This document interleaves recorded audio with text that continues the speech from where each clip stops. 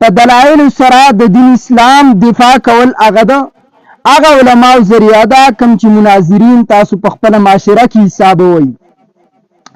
آدم علیه السلام الله جل جلاله پیدا کو وجه د تخلیق کائنات اما ذکر کړی و چې محمد مصطفی صلی الله علیه وسلم دی. لیکن د آدم علیه السلام پیدایش کله وشو څنګه وشو د سوجې نه وشو؟ قرآن مجید کې الله جل جلاله فرمای اذ قال ربک للملائکة انی جاعل فی الارض خلیفه. ستا رب ملائکو ته وی چې زه په ځمکه کې یو خلیفه ګرځوم. نو چون کې د دې جملې وجه سوه چې الله ملائکو ته داوي او ملائکو ورته وفرمایل اتجعل فیها من یفسد فیها ویسفک الدماء. ته په ځمکه کې هغه څوک ګرځوي چې هغې به د یو بل وینې تویوي، جګړې به کوي. ملائکو دا ولې ویلو؟ نو زمونږ کار خو دا دی چې تاسو ته مسله په دلایلو سره مخې ته کیدو او د اعتراضاتو جوابات هم وشي، د عقایدو نه هم خلک خبردار شي. اله خو مشوره خلک عالي چې کله په یو کار کې شک کي، اله مشوره عالي چې کله په هغې کې انسان ته شبهه وي. ربي کریم ولې د ملائکو نه مشوره عالي؟ مفتی محمد شفیع نور الله مرقده لیکي چې ملائکو چې کله الله د آدم د پیدایش خبره وکړه نو ملائکو هغې چې افضل مخلوق قومنګ یو زمونږ نه به بل مخلوق افضل څنګه پیدا کېدی شي؟ دا یو خبره کړې وه او دا خبره ټیکن د هغې وه په خپل ځای چې د ملائکو نه ګناه نه کېږي. خو چونکې هغې ته د دې خبرې پته نه وه چې د ځمکې کنټرولینګ دا یوازې دا نه ده چې هغه څوک بیا وکړي چې د چا نه ګناه نه کېږي، بلکې الله جل جلاله ته د دې پته وه چې د ځمکې په اثراتو باندې، په تاثراتو باندې، په کارونو باندې څوک خپېږي. د هغې دپاره الله کریم حضرت آدم علیه السلام دا غوره کړی. نو دوی په وړاندې ځکه دا وی چې دوی ته پته ولګي چې د دوی نه افضل مخلوق هم الله جل جلاله پیدا کولی شي چې هغه د ځمکې دپاره بهترین. نو ملائکو ورته وي یا ربه په ځمکه کې ته انسان څه دپاره پیدا کې، خلیفه ولې پیدا کې؟ بلکې موږ خو ستا تسبیح وایو، ستا حمد ادا کوو، ستا پاکي بیانو. الله جل جلاله ورته جمله یو فرمایله، دا یې ورته ونویل انی اعلم من الله ما لا تعلمون. انی اعلم ما لا تعلمون، زه په هغه څه پوهېږم چې تاسو ته د هغې پته ګورې نشته. زه چې په ځمکه کې انسان پیدا کوم ماته دا هر څه پته ده. علما لیکي چې چونکې الله جل جلاله ملائکو ته مخکې د انسان حالات ښودلي، هغې دا لیدلي چې په دې کې به څوک جګړې کوي، څوک به په دې کې د یو بل سورانې کوي، بغض غداوت به وي، دوکهبازي به وي، حراموالی به هم پکې وي، ښه انسانان هم ورته الله ښودلي.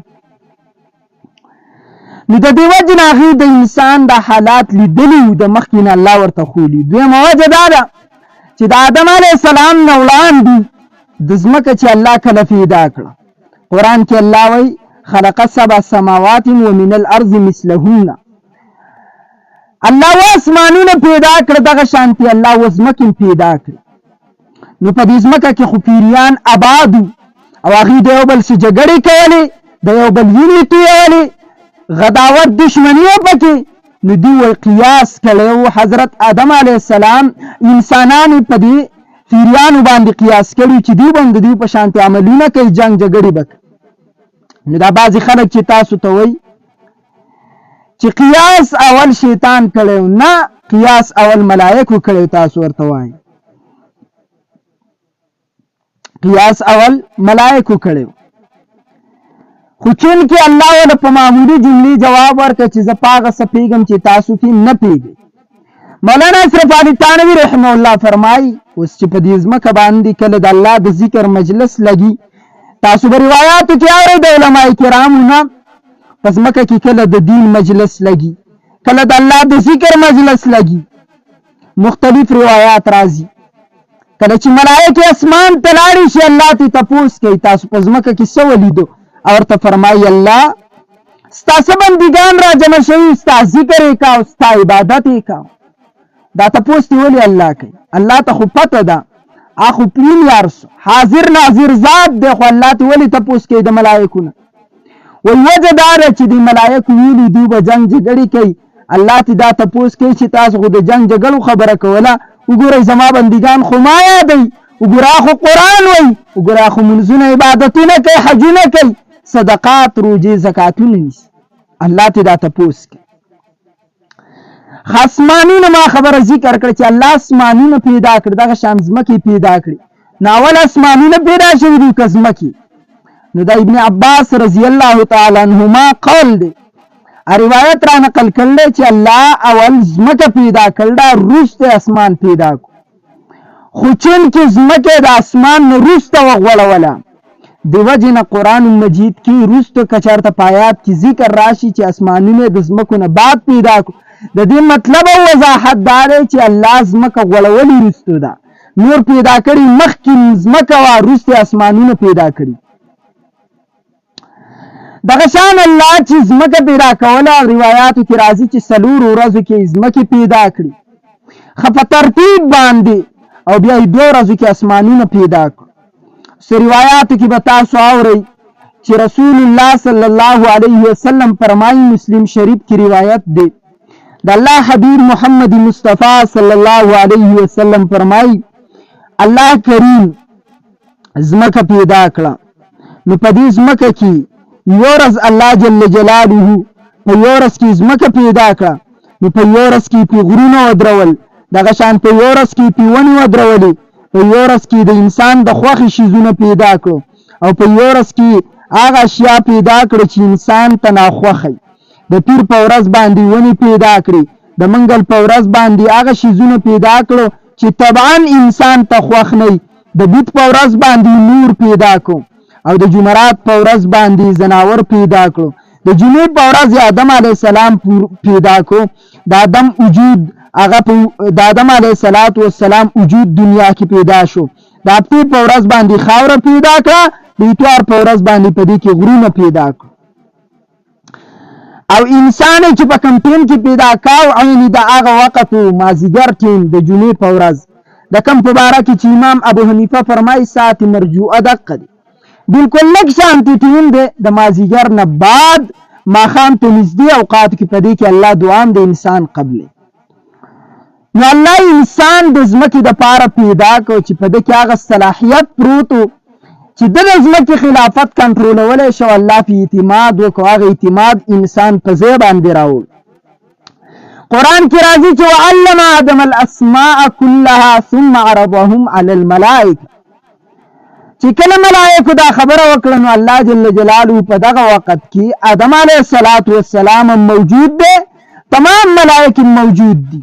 علما لیکي چې ټولو ته یو ځای تعلیم ورکړی، الله کریم تمامو ته یو ځای را تعلیم ورکړی د دې اشیاو، خو ادم ته په سمج کې راغلی. مثال به زه داسې درکم چې ځناور به څنګه استعمالوي، دنیا کې به کاشتکاري څنګه کې، د دنیا مخلوق به څنګه کنټرولوي، او تاسو موجوده وخت کې نه په دنیا تک د دنیا اشیاو ایجاد. الله وإن في خلق السماوات والأرض واختلاف الليل والنهار والفلك التي تجري في البحر، کشته ایجاد که په دریاب کې روان دی، جاز ایجاد که په هوا کې روان دی.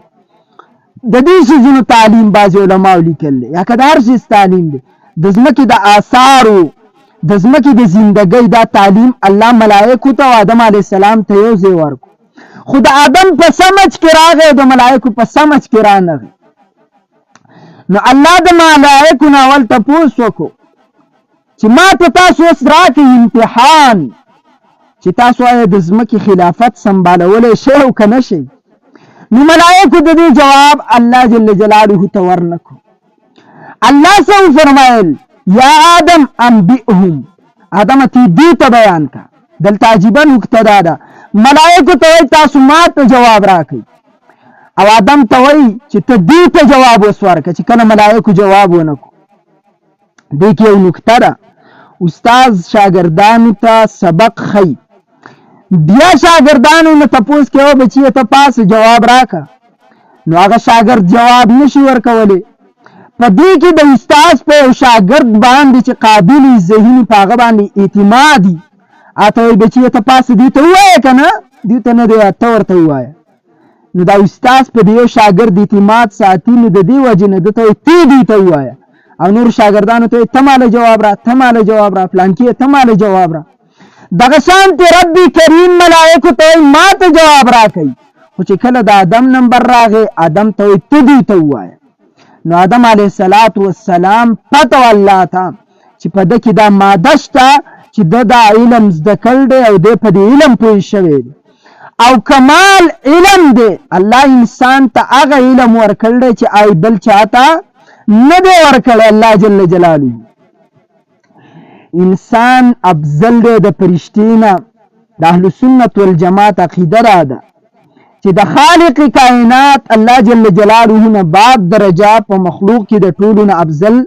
د محمد مصطفی صلی الله علیه وسلم ده بیا درجه د 1,24,000 انبیاء کرامو ده د دغه نه بعد درجه الله ملائکه المقربین کم ملائکه چې الله ته نږدې دي جبرائیل میکائیل اسرافیل اسرائیل علیه السلام د دې د نومونو مطلب هم لګیات کوي اسراف دا بنده ته وایي میکا دا بنده ته وایي جبرا دا بنده ته وایي او ایل د الله نوم دی لکه څنګه چې اسرا بنده ته وایي ایل د الله نوم یعقوب علیه السلام نوم اسرائیلو د الله بنده دغه سان جبرائیل د الله بنده میکائیل د الله بنده اسرائیل د الله بنده اسرافیل د الله بنده نو د 1,24,000 انبیاء نه بعد درجه د ملائکه المقربین ده بیا درجه د امت د صحابه کرامو ده او په دې کې افضل دي بعضی د بعضی نه افضل دي زمونږ د اهل سنت په نيز اولنۍ درجه د ابوبکر صدیق ده بیا د عمر فاروق ده بیا د عثمان غنی ده بیا د حضرت علی المرتضی رضی الله تعالی عنہ درجه ده بیا عام اولیاء او صلحاء د امت د عام ملائکه نه بهتر دي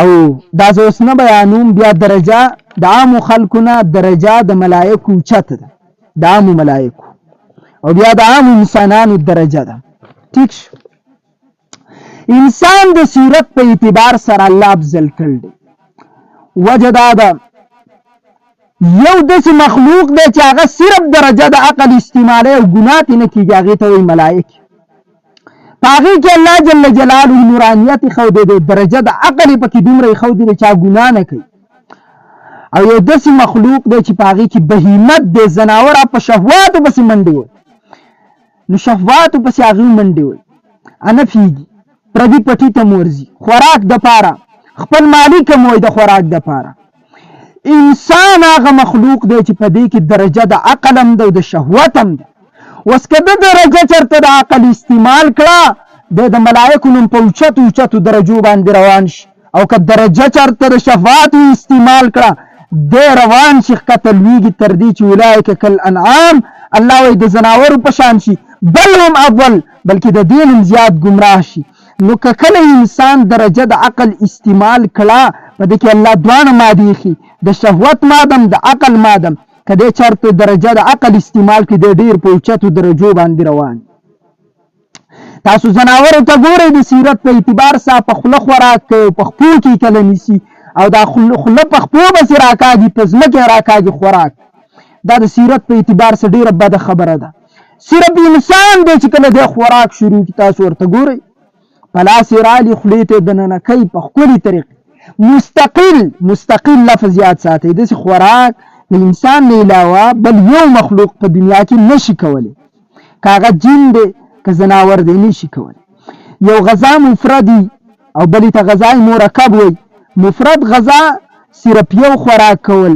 او مرکب غذا څو قسمه خوراک یو ځای کې هغه کول حیواناتو ته ګوره هغه صرف غذای مفرد خوري کله په هډي پسې نښته یې خوري کله په وړو پسې نښته یې خوري کله په غنمو پسې نښته یې خوري انسان ته ګورئ یوازې خوراک هم کوي مڼه هم ښه په پاکه طریقه یوازې خوري ام هم ډوډۍ هم په یوازې طریقه خوري کله ناکله پیاز، ټماټر، غوښه، الوګان دا هر څه یو ځای کې انسان یې خوري.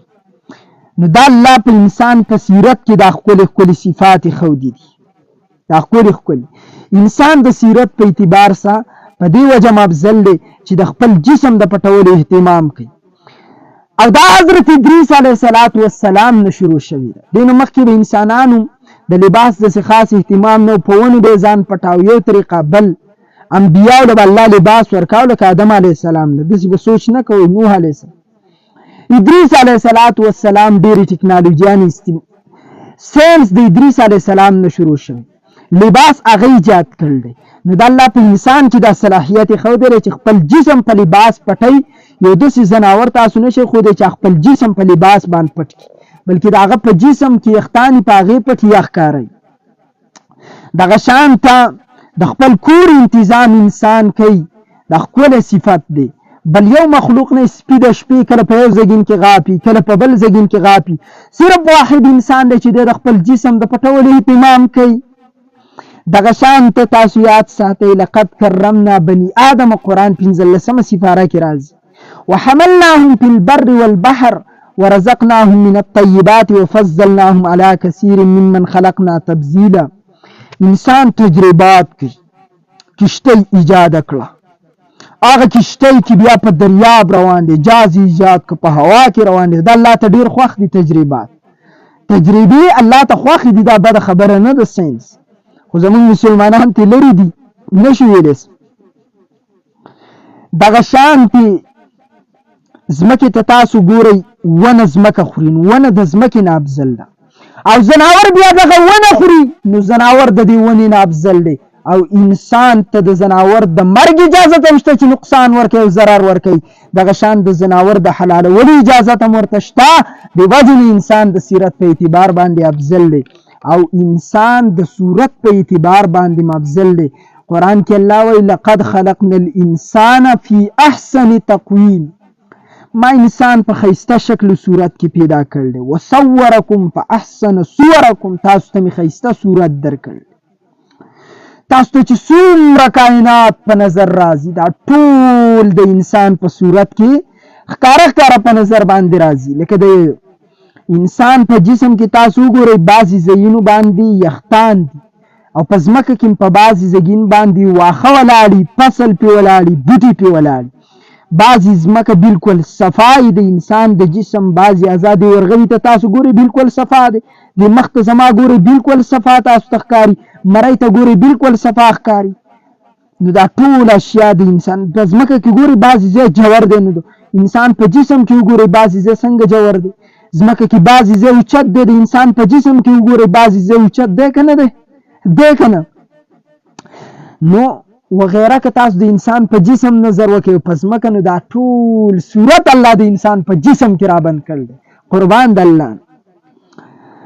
په تمام ځمکه کې ښایسته صورت الله انسان ته ورکړی دی. عیسی بن موسی هاشمي د خلیفه ابو جعفر منصور یو خاص کس، ډېر خپلې ښځې سره کور په دالان کې پروت و، اسمان ته یې وکاته سپوږمۍ ته، نو 14 سپوږمۍ وه. ښځې ته یې ویل ان لم تکوني، سی ورته ویل انت طالق 3 ان لم تکوني احسن من القمر، که ته د دې سپوږمۍ نه زیاته ښایسته نه دی، اوس شوق کې راغلی دی، ښځې سره مزه کې راغلی دی. که ته د دې سپوږمۍ نه زیاته ښایسته نه یې که نه، ته په ما باندې په 3 طلاقو باندې طلاق یې. نو ښځه دینکاره وه، هغې منډه کړه، کمره کې پردې راواړولې، ګیټ یې بند کړه، خاوند پسې راغی. ښځې ولې راوتښتېدې؟ وایي تا وی که ته د سپوږمۍ نه زیاته ښایسته نه نو ته په ما طلاق یې. نو ما ته څه پته دی چې زه د سپوږمۍ نه زیاته ښایسته یم که نه یم؟ عیسی بن موسی هم په شک کې شه چې و ظالمه دا دې زه خبره وکړه. طلاق تعلق د زبان څه ساتي، دا د زړه څه تعلق نه ساتي. که چېرته په زور دې ښځې ته طلاق ورکړو، په زور باندې یو سړي په ما تمانچه کېښودی چې ښځې ته طلاق ورکړو، ما طلاق ورکړو، طلاق شوي دي. د زبان نه وتله د طلاق تعلق د زبان سره دی. بعضې خلک وایي چې چېرته د دې تعلق د زړه سره، د زړه سره نه دی، د زړه سره د ایمان تعلق دی. که په زبان په ما چا تمانچه کېښودی چې کنځلې وکړه الله ته، او اوس ما وژني، نو په ما باندې خپل جسم بچ کول فرض دي، او د الله په دې خوشحالېږي خفه کېږي نو چې زه ووایم الله په باره کې زما د خولې نه بېادبه الفاظ وخېږي، زما الفاظ وخېږي او زړه مې صفا وي، نو په دې زه نه کافر کېږم. خو که چا تمانچه کېښودي چې بیبي ته طلاق ورکړه او ما طلاق ورکړو، اوس طلاق واقع کېږي. زمونږ د فقه حنفي مسله دا ده. او تاسو ته ما د امام مالک رحمه الله واقع ذکر کړې وه. امام مالک به هر سار چې درس ته راوت نوی سود جیب لباس به اغوسته، ډېر په دروب داب کې به را روان، چا به وي که باچا را روان دي. زما زمونږ د مسجد ملیان را روان وه، خدای پاکه د یختو دپاره ورسره شړشمو د تیلو روپۍ نه او موږ دا پرې پرې ولي مولا له پیسې ورکول نشته او نشته. خو هغه فتوا ورکړه طلاق المکره لا شی، په زور دې چا نه طلاق واخیسته را طلاق نه واقع کېږي. نو د مدینې چې کوم والي نو هغه یې چې واقع کېږي، امام مالک رحمت الله علیه هغه پاس باندې سور کو، مخې ورته تور کو. هغه بیا هم دا چغه واله چې د زور طلاق نه کېږي، دا د هغه مذهب و. بهرحال غیرتي و غیرتي لکه علامه سعد الدین تفتزاني د علومو ماهر، زمونږ په علم کې زیات کتابونه د ده لوستی کېږي. دا تیمور لنګ چې ورته وایي دې باچا راوغوښته، د په خپه کې معذوري بیماري و، نو ده به د خپه غځوله. نو دی په خپل تخت ناست و، داسې د خپه غځول د دې خپې ته وګورئ، د خپې د سینې غځول. علامه سعد الدین تفتزاني ورته دواړه خپې ور وغځولې. نو تیمور لنګ ورته وایي زه خو معذور یم، بیمار یم، که ما خپه وغځوله بیماري مې ده، خو ته را خپه ولې زما طرف ته راغځې؟ زما خو معذوري ده. سعد الدین تفتزاني غیرتي مولا ورته ویل زه غیرتي یم، ته معذوري او زه غیرتي یم. نو عالم چې دی دا زمونږ د معاشره کې بعضې خبرې شروع دي چې مولا به د خلکو خبرې وړي، ځکه پیغمبر د خلکو خبرې وړي. په کومه زندګۍ کې وړي؟ په مکي زندګۍ کې نه دي وړي، په مدني زندګۍ کې نه دي وړي، په مکي زندګۍ کې وړي. او د چا؟ د کافرو. تکه ځان د ابوبکر په مسله حسابې، تکه ځان د عمر او د علي او د عثمان په مسله او د صحابو په مسله ودرې. ابوبکر او عمر او صحابو چرته پیغمبر ته خبرې نه دي کړي. خیال به ساتو، د هغه په مخ کې به سر نه اوچتاو، ته به همداسې کې، ځکه ته مسلمان یې، ته به د صحابو کردار ادا کړې.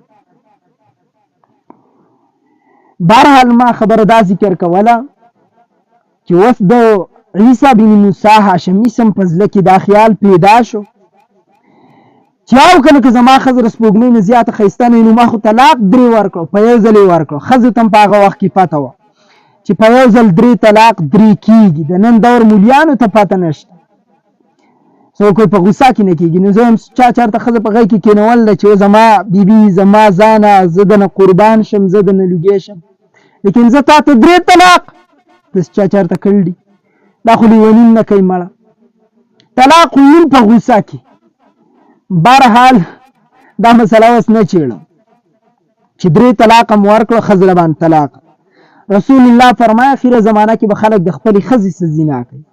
نو تاسو به اوس وایئ چې د خپلې ښځې څه زنا څنګه ده؟ دقه شان به 3 طلاق به ورکړي او بیا به په مولیانو پسې ګرځي چې یو مولا راله پکې څه بانه وګوري، بس مولا به له بانه وکته اوس دی تللی د طلاق ښځې څه زنا کوي پروت دی او ښځه ورته وایي. نو ښځه نه ده په حقیقت کې، ښځه ورته وایي.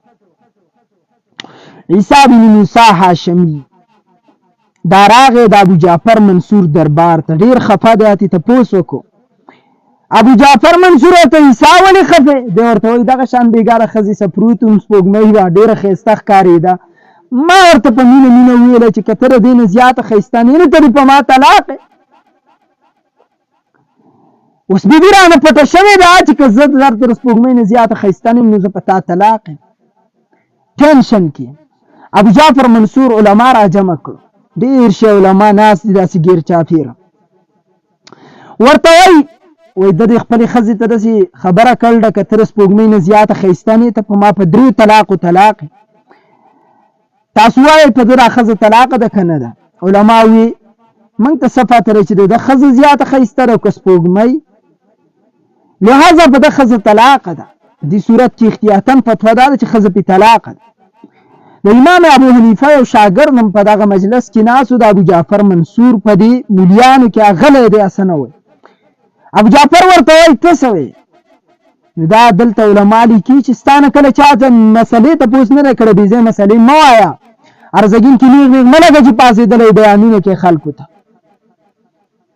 لکه تعزیت ته ملا لاړ شي هلته خلک خپلې خبرې کوي دی بیان شروع کړي نو دې ملا باندې مخکې چا څه بد نه ویل دی مخکې هم هلته ناست چې بیان یې شروع کړه اوس دې خلکو ویل مړه دا څه غول خوري نو په دې خبره دا خلک کافر شو ځکه خو غول نه خوري قرآن وایي حدیث وایي او دې خلکو داسې قسمه خبره وکړه نو اول اجازت غوښته پکار چې که ستاسو ټولو رضا وي د دین شوق مې زه به درته مسلې بیان به درته وکړم دې څه دین اوچتېږي حضرت عبدالله بن مسعود رضی الله تعالی عنه ته به خلکو به ورته فرمایل موږ ته هره ورځ بیان کوه अब صرف د جمعرات په ورځ په کوفه کې بیان کوه په کوفه کې هغه و د کوفې قاضي گورنر قاضي عالمو او ورته ویل چې هره ورځ کوم ستاسو په زړه کې بیا د دین رغبت ختمیږي لهذا صرف په هفته کې یوه ورځ به زه تاسو ته تقریر کوم نو د هر ځګین کې دا مولیان پاسې چنې شروع کړل د دې وجې نه خو د دین قدر هم ډېر کم شکن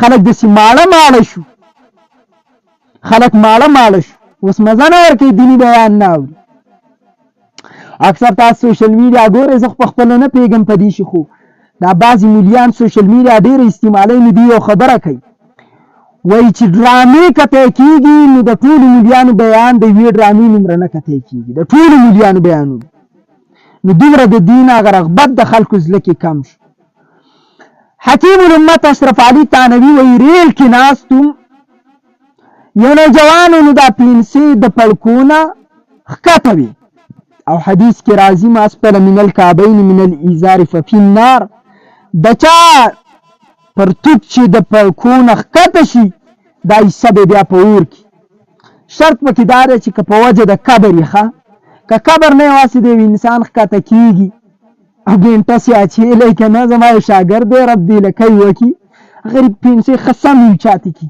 زه اکثر داسې ودرم زما خیال یې په خپو د غریب نه بیا روان یو د پړکو نه ښکته شي نو بعضې خلکو خو داسې که نه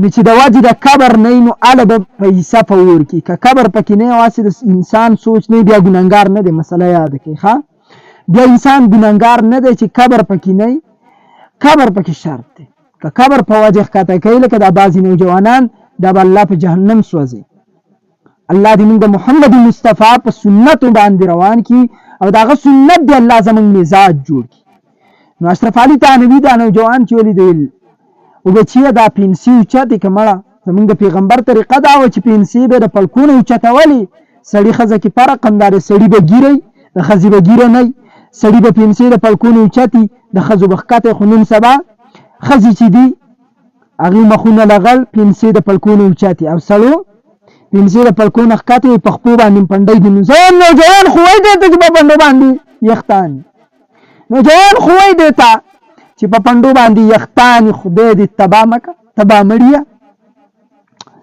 بهرحال چې کله ورته ده دا ویل دا پینسي اوچتې کړه د هغه د خولې نه یو کفریه لفظ وښود نو که سنتونه دي یو سنت باندې عمل نه کول دي او یو سنت ته بدې کاته دي او په زبان قرار کول دي چې دا بد وګڼلی شي دا بیا کفر دی یو سړی د هغه پینسي د پړکونه ښکته دي عباد الرحمن ملا ورته وي چې پینسي اوچتې کړه هغه ویل ټیک ده جي اوس پینسي اوچتې هم نه کړي صرف دومره ویل چې ټیک ده دی کافر نه دی او یو ته ما ووایي چې دا پینسي د دې پړکونه اوچتې ساته هغه ویل مړه تاسو دا څه شی جوړ کړل دی یاره دا اوس د کومه داسې لازمي خبره ده بس په دې دی کافر شو بیا تاسو هم مولیان سړی کافر کوي نه ښایي درته چې دا کافر شوی دی لکه په سپینو جامه باندې زما به د سپینو جامو باندې سیاهي ولګېده تاسو کې ماته یو کس وي مولانا صاحب ستا په جامو باندې سیاهي لګېدله زه اوس دا یم چې دا پیده ولګوله نه ده صرف ماته وښودو سیاهي پې د مخکې نه لګېدله دغه شان کوپر په سړي کې د مخکې نه یې ملایي ښی صرف نو اشرف علي تانوي بیا توبه وایسته چې بیا به چاته مسلې نه ښیم هر چاته به نه ویم چې کله نه چا تپوس وکړه مسله ور وښایه او چې نه رې کړې مسلې ورته مه بیانوه رسول الله فرمایي بهترین علم هغه دی چې خلک ترې کله وغواړي یعنې د مسلې تپوس ترې وکړي دی ورته بیان کړي او چې کله ترې خلک ځان غني کړي نه دې غواړي د امتزان غني کې اډو د سره ورته نه بیانوي. نو د امام ابو حنیفه شاګرد و غلی ناست و، مسلې نه ویلې چې کله ته ابو جعفر منصور تپوس وکړو ستا په نیز په عیسی بن موسی هاشمي ښځه طلاقه ده او که نه ده؟ هغه ورته وفرمایل نه ده طلاقه. بالوجه سره ټول ملیان وایي طلاقه ده، ته چې نه ده طلاقه. د امام اعظم ابو حنیفه شاګرد او ورته وفرمایل قرآن کې الله فرمایي لقد خلقنا الانسان فی احسن تقویم، ما انسان په تمام مخلوقاتو کې ښایسته پیدا کړل او ځمکه مخلوق او سپوږمۍ مخلوق دی او الله وایي چې په تمام مخلوقاتو کې ښایسته انسان دی او د ښځه انسان دی، لہذا د باندې ښځه نه ده طلاقه د سپوږمۍ نه ښایسته ده. ځکه الله وایي چې انسان په تمامو مخلوقاتو کې ښایسته دی، د سپوږمۍ نه هم ښایسته دی، د نور نه هم ښایسته دی. واجب نو الله انسان چې دی هغه ښایسته شکل صورت کې پیدا کړل.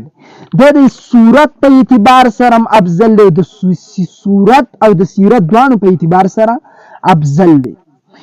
نو انسان فضیلت وجه دا ده ملائکو ته د دې پته نه وه، الله ته پته وه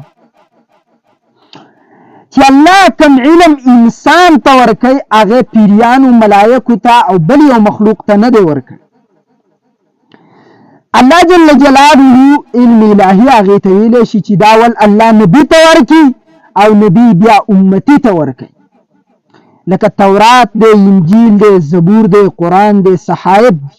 الله فرشتو ته نه دی ورکړي، جبرائیل، میکائیل، اسرافیل، اسرائیل ته نه دی ورکړي.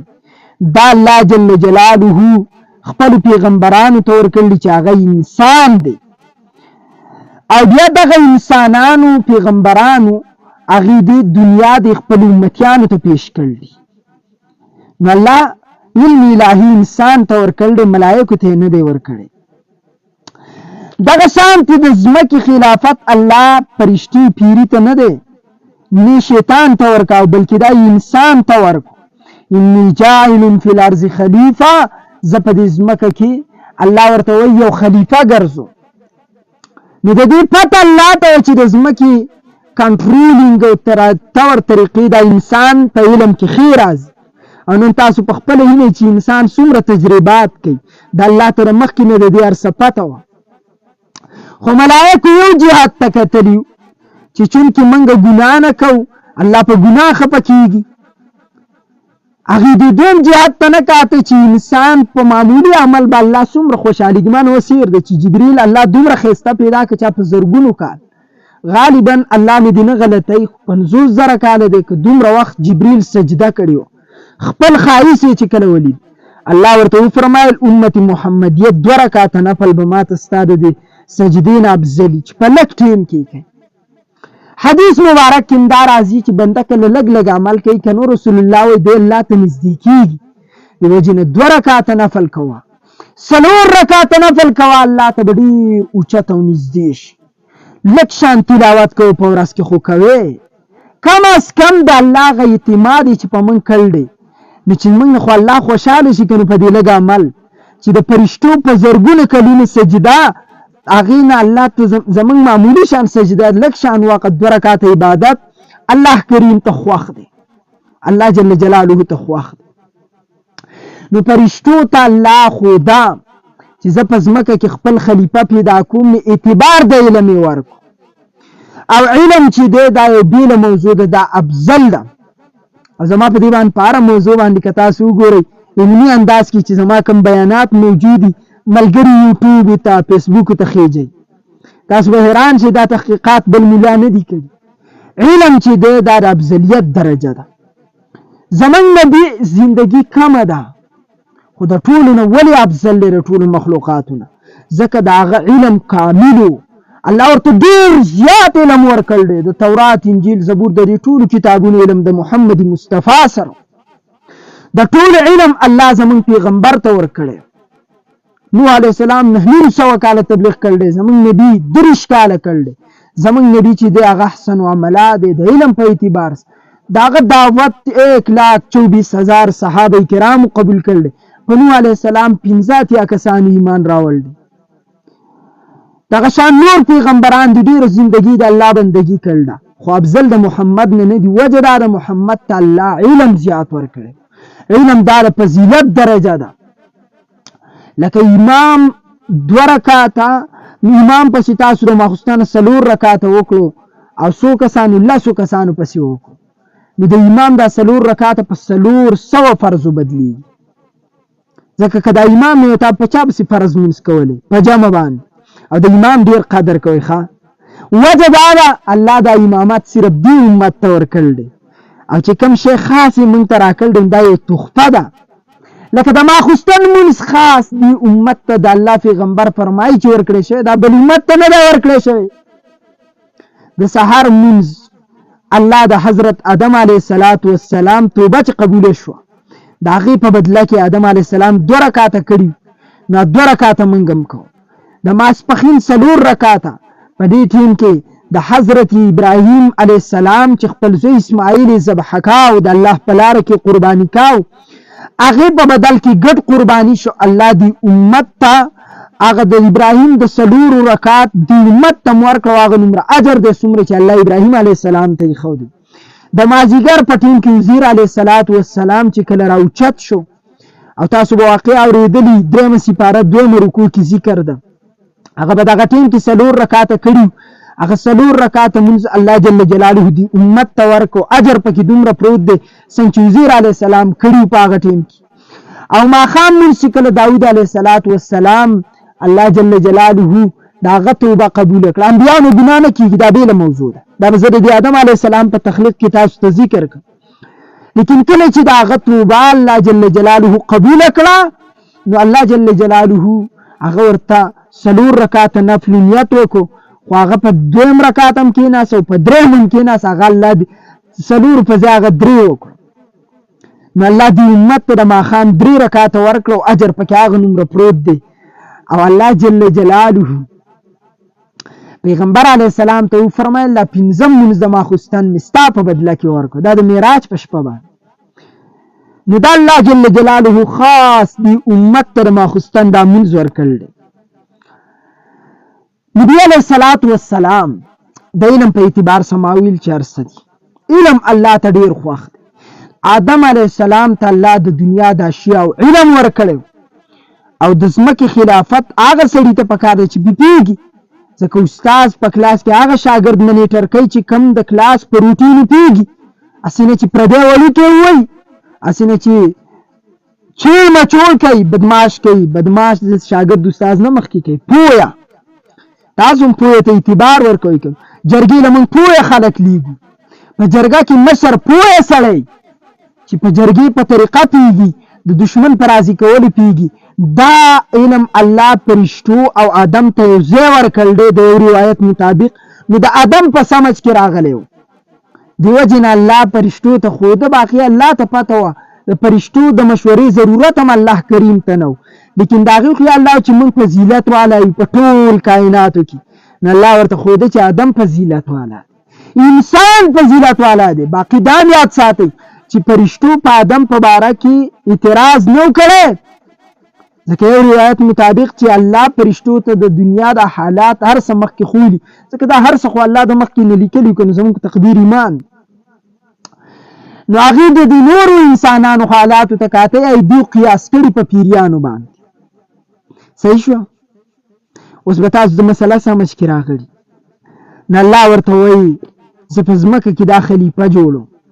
کله چې الله جل جلاله د ملائکو نه تپوس وکړ، ګورئ ملائکو کې څومره عاجزي الله یې ښودې ده، شیطان کې عاجزي نه وه، کبر پکې پروت و.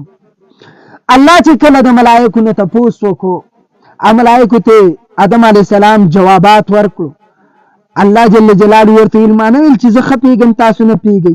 هغې فوري ته رجوع وکړه، فورا توبه وکړه د دې خپلو خبرونه، حالانکې ګناه هغې نه وه کړې، هغې د خپل رای اظهار کړ دی او بالکل دا ته الله تپوس کړ دی، نو هغې ورته کړ دی، که نه داسې بې مشورې وردنګلي هم نه دي. څه تپوس؟ لا قال سبحانك لا علم لنا الا ما علمتنا. الا فاکیده تعالی را زمونږ څه د دې شیزونو علم نه و، تا چې څه موږ ته ښودل دي بس هغه موږ ته معلوم دي. علمتنا، علم يعلم تعلیما د باب تفعیل نه دی، دې کې تکلفي تکلیف دی کې دی باب کې تبلیغ تکلیف به اوچته تعلیم چې حاصله تکلیف به اوچته تزویج واده چې کې تکلیف به اوچته ٹھیک دی کنه پلاروي بچي د واده غم دلکو دا نه وای بچي خو د واده خوشحالي لکم د واده غم پلار تم پته یو داس دل سره نه پیږي د دې و خان دې کله الله مزید احمد پالن پوری واده بارکری کی سرور شهرین یوم عاشق خوشحالي دا عموم دهرین طول عمر غمونه دي لزوم مهرین مهر پکې لازم دي د سیدو کنه د خرو کټ د سپو کټ ترور له جوړه مور له جوړه خور له جوړه دی له جوړه الته جوړه دلته جوړه واوړه روزه راوړه روزه نو جوړه دیو جن عزیزان محترم الله جل جلاله ته ملائکه فوري تور سره رجوع کړ ته پاغه سپیږي چې مونږ پینې پی نو الله آدم علی السلام پیدا کو او دای د زمکه د پاره پیدا کو نو ملائکه په ځل کې حسد نو ما مخکې چې پاغي کې الله درجه د عقل خو دی الله پس خوشحالي کې هغه کار کوي ګناه نه کیږي معصوم مخلوق دی او دغه شان زمونږ عقیده ده انبیا یعنی نبیان ټول معصوم دي دا غینم ګناه نه کیږي اوس دا نشم بیانول په دې هر بیان زما ګنټو په ګنټو باندې موجود دی کله چې بیا الله جل جلاله آدم علی السلام پیدا کړ شپږ شلی کاله یو سلسل کاله د په جنت کې تیر کړل حضرت آدم علی السلام خو کله الله چې ملائکه ته دی آدم علیه السلام جوابات ورکړو نو ورته چې سجده وکړئ دته اوس سجده رما مختلف معنی علي د عبادت سجده د الله نه علاوه بل چاته جایز نه ده او د تعظیم سجده په مخ کې شریعتونو کې جایز او په دې کې جایز نه ده په دې کې سلام کول شي د تعظیم د پاره په دې کې لاس او تندې د تعظیم د پاره کول شي خپم د تعظیم د پاره کول جایز دي خو سر به ورته ځمکه باندې نږدي سر به پسې نه سولې ښکلی به سي دغه شان لاس پسې به ټیټېږي بلکل نه دا لاس به راوچتې ښه په دې طریقه باندې نو په هغې کې شاید چې د سجدې د تعظیم والله عالم الله ته پاته ده خو که دا موجوده سجده هم تې مراد واغستی شي کومه چې موږ کوو دا سجده هم تې چې که چېرته مراد واغستی شي نو دا به په طور تعظیم باقی کېدای شي چې د تعظیم په طریقه باندې الله لفظ سجده ذکر کړي لکه رکوع تم سجده په قرآن کې ذکر شوی ده نو که ټیټېده تې مرادي سجده دا کومه چې موږ عبادتي په مونځ کې کوو دا تې مراد نه وي د دې والله عالم الله ته پته ده روایاتونه ثابت دي چې د سجدې حکم وشو یعنی تعظیم چې دا عالم تعظیم دا پکار دی دا وسم رایج ده تعظیم د عالم د تاسو کوئ ملائکه ته دا حکم شوی چې کله هغوی د آدم علم ولیده الله ورته د علم زیات دی دی پیږي تاسو د تعظیم شروع کړئ تعظیم ملائکه وکړو نو دا ملائکه بهترین قرآن کې راځي چې موږ ملائکه ته ویل قلنا للملائکه اسجدوا لآدم آدم علیه السلام ته سجده وکړه فسجدوا ملائکه خو سجده وکړه الا ابلیس انکار وکړو نو دغه وخت کې چې څومره مخلوق واغې ته ذکر تاسو هغه څنګه الله ادنا ذکر کې اعلی والا په خپل په سمج کې راشي لکه الله جل جلاله په حدیث مبارک کې د الله نبی وي چې مقتدی ته د جماعت سره مونږ کول په جمع سره مونږ په وایشتي نو مولا ته په سود د مولا ذکر نه دی شوی خو چې د مقتدی هغه په وایش دی نو کله مقتدیان په امام پسې ولاړي نو د هر یو په ویش لزاره ورکه زه 15 شلې ورکه نو 2.5 رکعات دی راځي نو د امام په 2.5 دی د مقتدی ذکر وکړه د امام هغه په خپل په سوچ کې راغی الله جل جلاله فرمایي فلا رفث ولا فسوق ولا چلو بل مثال به درک قرآن کې الله فرمایي د مور پلار ادب فرض دی احسان د احسان معنی او ادب دی د دې په مخ کې خکت سترګي خکت आवाज ساتل اوف قدر نه ویل یعنی ادب فرض دی د الله بندگی فرض ده د مور پلار ادب فرض نو آیا د مور پلار ادب نه مخ کې ادب د چا فرض د محمد مصطفی فرض دی خدای ذکر قرآن کې نشته نو ګورئ چې د دې مور او پلار ادب فرض دی، نو د دې نه غټه ذریعه زمونږ په وجود کې راتلل. د دې مور پلار ادب ولې فرض دی؟ ځکه که دا مور پلار نه وي نو موږ به نه وی، او دا مور او پلار د چا د وجې نه په وجود کې راغل دي؟ د بابا آدم نه. نو د دې نه زیات ادب د آدم علیه السلام فرض دی، او آدم د چا د وجې نه پیدا شوی؟ د محمد مصطفی د وجې نه. لکه حدیث مبارک کې راځي کله چې آدم علیه السلام دعا غوښتل، یو دعا قرآن کې ده، ربنا ظلمنا انفسنا، ای رب موږ په خپل ځان ظلم کړی، ستا هیڅ نقصان نه دی کړی، وان لم تغفر لنا وترحمنا، که تا موږ ته عفو ونه کړه او په موږ دې رحم ونه کړو، موږ به د تاوانیانو نه شو، لنکونن من الخاسرین. خو دویم حدیث آدم ورته وی را نقل دی چې آدم علیه السلام دا دعا هم کړې وه، انی اسألک بحق محمد، الله زه ستانه د محمد په وسیله دعا غواړم. الله ورته ویل آدمه کیف عرفت محمدا، ته محمد څنګه پیژنې؟ ولم اخلق، ما خو لا محمد نه دی پیدا کړی. نو آدم ورته وفرمایل الله ته چې زه پیدا کړم ما ستا عرش ته کتل، نو ستا په دې عرش دی د دې عرش سره په اوو کې تا لیکلي لا اله الا الله الا الله، بیا ورسره محمد رسول الله لیکل. نو ما وی چې رسول الله دا محمد دا به ډېر افضل ترین، ځکه خو الله د ځان څه نوم لیکل. نو ما نه ځکه د ده په وسیله دعا وغوښته. او زمونږ د علماء اهل سنت والجماعت احناف دیوبند په نیز باندې د محمد په وسیله باندې دعا غوښتل دا جایز دي، صحیح ده.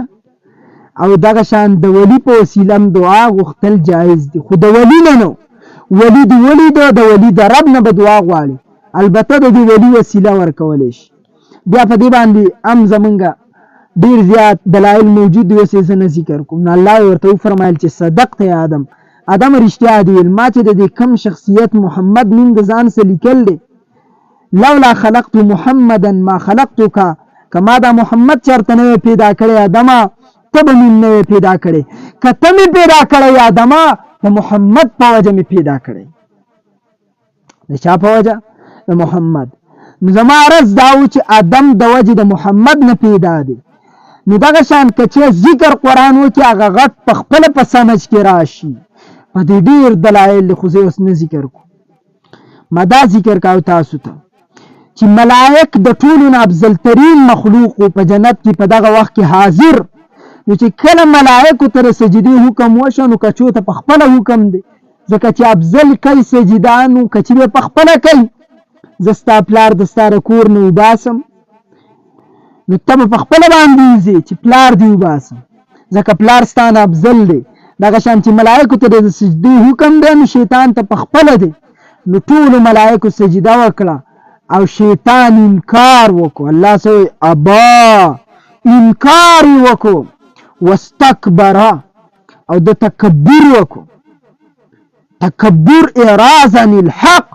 دا اوس وخت کې دقه معنی ده. ښه لباس اغوستل کبر نه دی، ښه جامې اغوستل کبر نه دی، ځان پاکول کبر نه دی.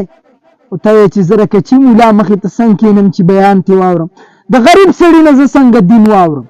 دغه شان شیطان هم ویل چې ده ته څنګه په ما فضیلت حاصل شو، ده ته څنګه هغه علم ورکړی شي چې علم زما څه نه و.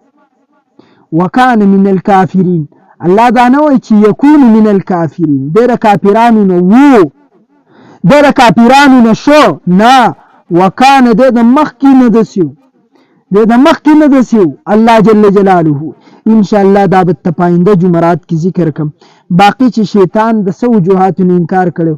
واخر دعواهم ان الحمد لله رب العالمین.